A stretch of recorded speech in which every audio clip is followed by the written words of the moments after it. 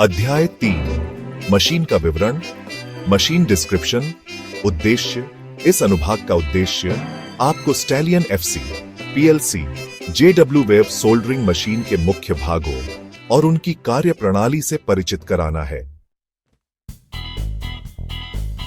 Machine के मुख्य घटक, main components of the machine, stallion FC, PLC, JW machine निम्नलिखित मुख्य असेंबली भागों से बनी होती है।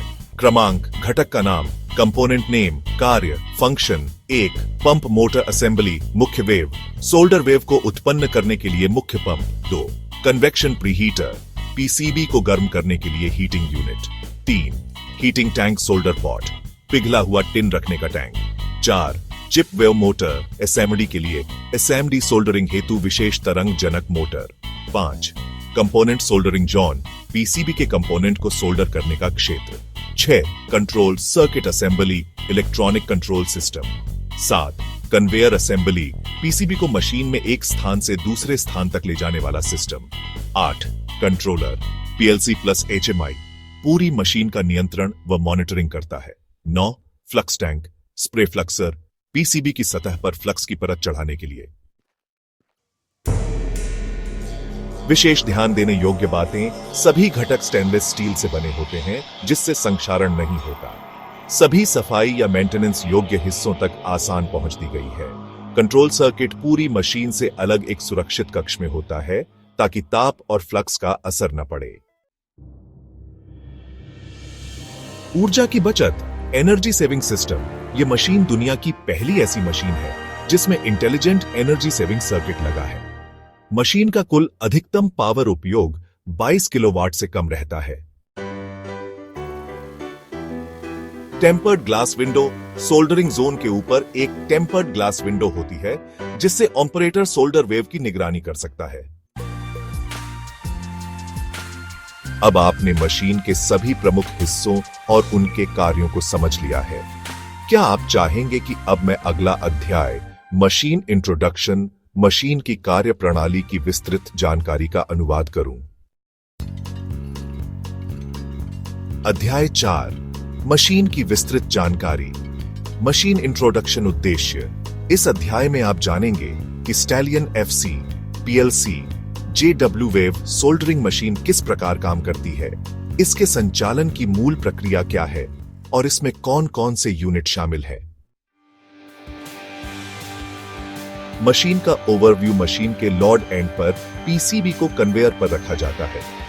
कन्वेयर सिस्टम पीसीबी को सभी processing units, fluxer, preheater, solder pot से गुजारता है।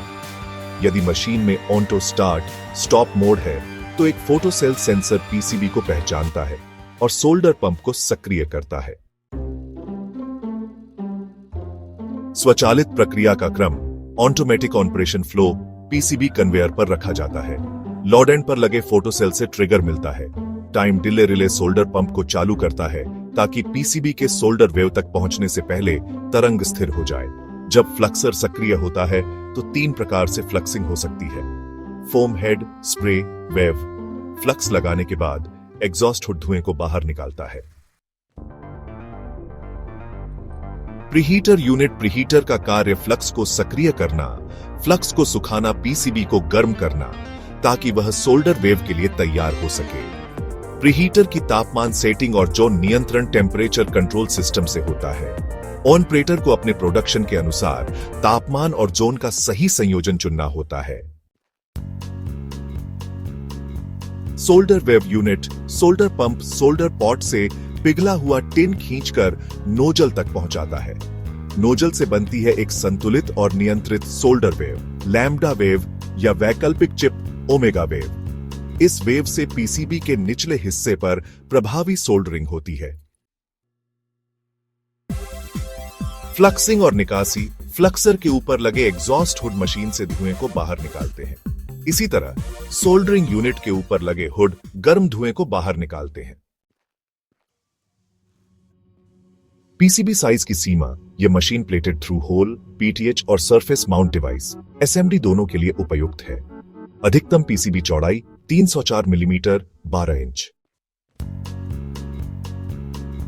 मशीन की संरचना।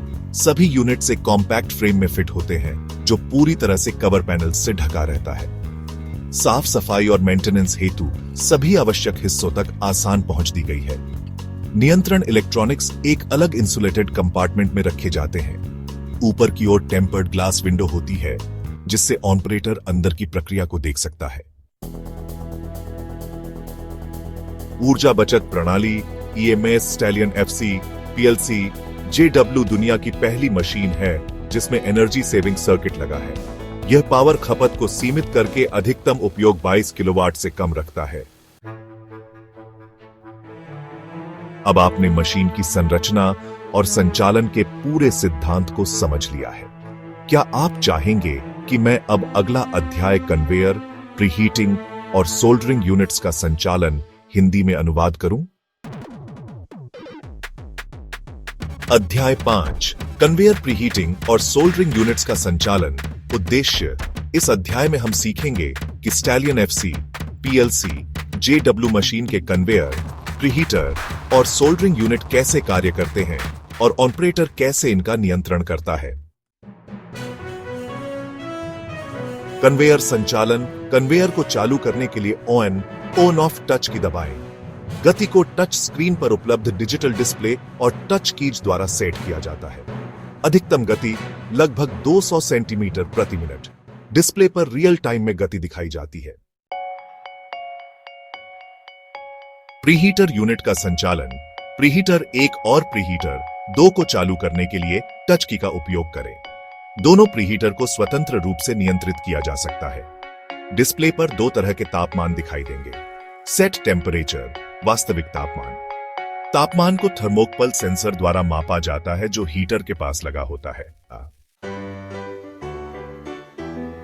सोल्डरिंग यूनिट का संचालन। सोल्डर पॉट हीटर को चालू बंद करने के लिए टच की का उपयोग करें। थर्मो रेगुलेटर, टेम्परेचर कंट्रोलर के कार्य। सोल्डर मिश्र धातु का तापमान सेट वैल्यू SP पर बनाए रखना, वास्तविक तापमान को डिस्प्ले पर दिखाना। जब मिश्र धातु सेट तापमान तक पहुंच जाए तब वेव पंप को चालू करना, factory default 250 degree Celsius. Fluxing के लिए air pump, air knife touch की दबाकर एयर पंप चालू बंद करें। ये पंप संपीड़ित हवा, कंप्रेस्ड एयर उत्पन्न करते हैं जिससे फ्लक्स फोम तैयार होता है। ऑनऑर्बिटल वेव संचालन। On orbital wave SMD wave. On orbital wave motor को चालू बंद करने के लिए टच की का प्रयोग करें। यह फीचर SMD कंपोनेंट्स की सटीक सोल्डरिंग के लिए होता है। Cooling unit. कूलर को चालू बंद करने के लिए टच की दबाएं। यह प्रक्रिया के अंत में PCB को ठंडा करने में मदद करता है। पावर अप प्रक्रिया। मेन पावर साल्जर स्विच मशीन के बाईं ओर स्थित होता है। इसे चालू करने के बाद ही अन्य सभी यूनिट्स काम करेंगे। लाइट, टावर संकेत, रंग, स्थिति, मशीन स्टेटस, लाल ब्लिंकिंग, अलार्म की स्थिति, अलार्म कंडीशन, पीला स्थिर, संक्रमण अवस्था, ट्रांजिशन मोड, हरा स्थिर, उत्पादन के लिए तैयार, रेडी टू रन।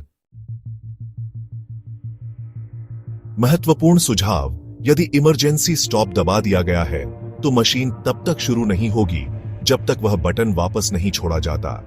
सभी यूनिट्स की स्थिति और तापमान को HMI स्क्रीन पर लाइव देखा जा सकता है। अब आपने कन्वेयर, प्रीहीटर और सोल्डरिंग यूनिट्स के संचालन की संपूर्ण प्रक्रिया को समझ लिया है। क्या अब मैं अगला अध्याय लीड क्लियरेंस और लीड क्लियरेंस कैलिब्रेशन हिंदी में अनुवाद करूं? अध्याय 6 लीड क्लियरेंस और उसका calibration. Lead clearance and calibration. उद्देश्य: इस अध्याय में आप जानेंगे कि लीड क्लियरेंस क्या होता है, इसे कैसे मापा जाता है और कैसे सही तरीके से कैलिब्रेट किया जाता है ताकि सटीक और सुरक्षित सोल्डरिंग परिणाम मिल सकें। क्या है लीड क्लियरेंस? लीड क्लियरेंस उस दूरी को कहते हैं जो PCB के लैमिनेट के सेंटर से लेकर सोल्डर नोजल प्लेट की ऊपरी सतह तक होती है। यह दूरी यह सुनिश्चित करती है कि सोल्डर वेव PCB को ठीक उसी गहराई तक छुए जहां तक जरूरी है, न ज्यादा और न ही कम। ध्यान दें, यदि आप पंप की स्पीड या सोल्डरिंग की रेसिपी में कोई बदलाव करते हैं तो लीड क्लियरेंस को दोबारा सेट करना आवश्यक है। लीड क्लियरेंस कैलिब्रेशन प्रक्रिया, आवश्यक उपकरण, एक माइक्रोमीटर कन्वेयर, ऊंचाई समायोजन, नॉब, मुख्य वेव मोटर की speed control. Step by step प्रक्रिया, माइक्रोमीटर से सोल्डर नोजल की ऊपरी सतह से पीसीबी के लैमिनेट के सेंटर तक की दूरी मापें। यही माप आपकी लीड क्लियरेंस वैल्यू होगी। यदि यह वैल्यू सही नहीं है, कन्वेयर हाइट एडजस्टमेंट नॉब को घुमाकर ऊंचाई को समायोजित करें या फिर मैन वेव मोटर की स्पीड को घटा बढ़ाकर वेव की ऊंचाई को नियंत्रित करें। सटीक क्लियरेंस पाने से सोल्डर का प्रवाह बेहतर होता है और ब्रिजिंग, कोल्ड सोल्डरिंग या अधिक सोल्डर डिपॉजिट जैसी समस्याएं नहीं होती।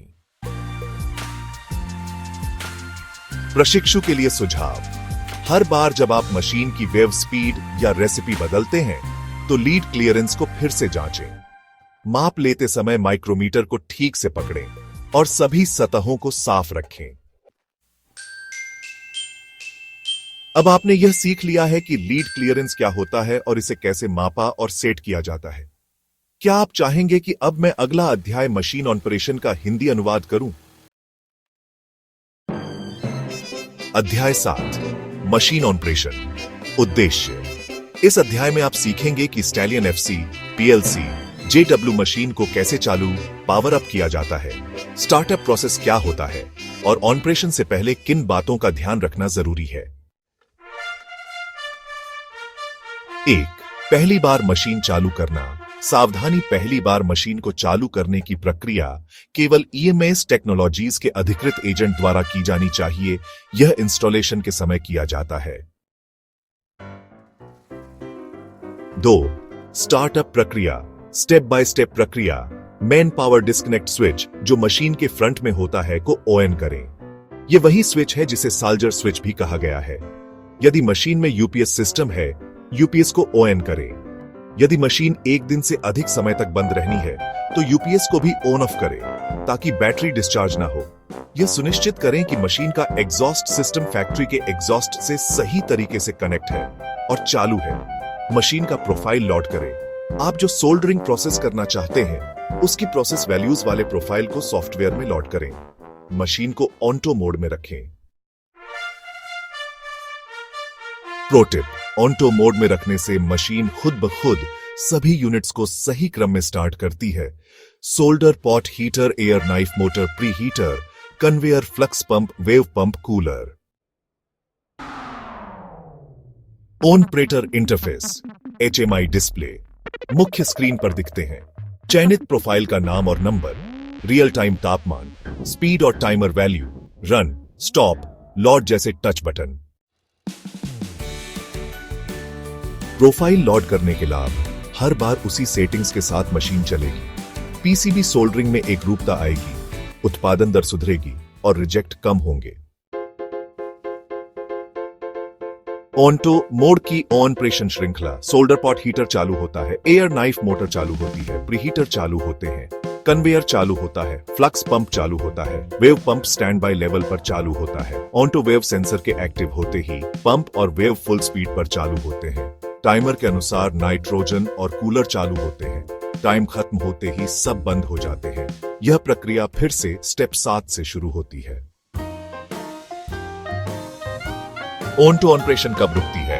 इमरजेंसी स्टॉप दबाने पर, कोई अलार्म आने पर, कंट्रोल सप्लाई या मेन सप्लाई बंद होने पर, सोल्डर पॉट का तापमान इंटरलॉक लिमिट से नीचे गिरने पर, मैनुअल मोड पर स्विच करने पर।